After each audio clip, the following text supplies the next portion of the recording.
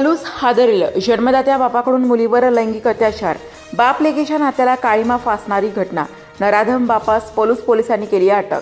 बाप लेकीच्या पवित्र नात्याला काळीमा फासणारी धक्कादायक व संतापजनक घटना पलूस तालुक्यातील एका गावामध्ये उघडकीस आली आहे. 36 वर्षीय नराधम बापानेच त्याच्याच 10 वर्षीय अल्पवयीन मुलीवर लैंगिक अत्याचार केल्याचे समोर आले आहे. या प्रकरणी पलूस पोलीस ठाण्यात पोक्सोसह विविध कलमांखाली गुन्हा दाखल करण्यात आलाय. संशयित बापाला तात्काळ अटक करण्यात आली आहे. या प्रकरणी पीडित मुलीच्या आईने पलूस पोलीस ठाण्यात फिर्याद दिली आहे. पलूस पोलीस ठाण्यातून मिळालेल्या माहितीनुसार ही हृदयद्रावक घटना 19 एप्रिल ते 1 मे या कालावधीत घडली आहे. फिर्यादीची अल्पवयीन मुलगी घरात आजीजवळ झोपली असताना तिच्या संशयित बापाने तिला उचलून दुसऱ्या खोलीत नेले. तिथे तिला स्वतःजवळ झोपायला घेतले व अश्लील वर्तन करीत तिच्याशी शारीरिक संबंध ठेवले. यानंतर या प्रकाराबद्दल कोणाला सांगितलेस तर मी तुला मारून टाकीन अशी धमकीही त्याने मुलीस दिली. त्यानंतर 1 मे पर्यंत त्याने 2 वेळा असेच कृत्य केले.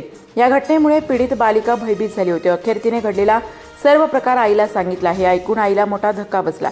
तिने तात्काळ पतीला जाब विचारला असता या नवरा बायकोमध्ये मोठा वाद झाला. त्यानंतर आईने पीडित मुलीला घेऊन थेट पोलीस ठाण्यात गाठले आणि सर्व हकीकत पोलिसांना सांगितली.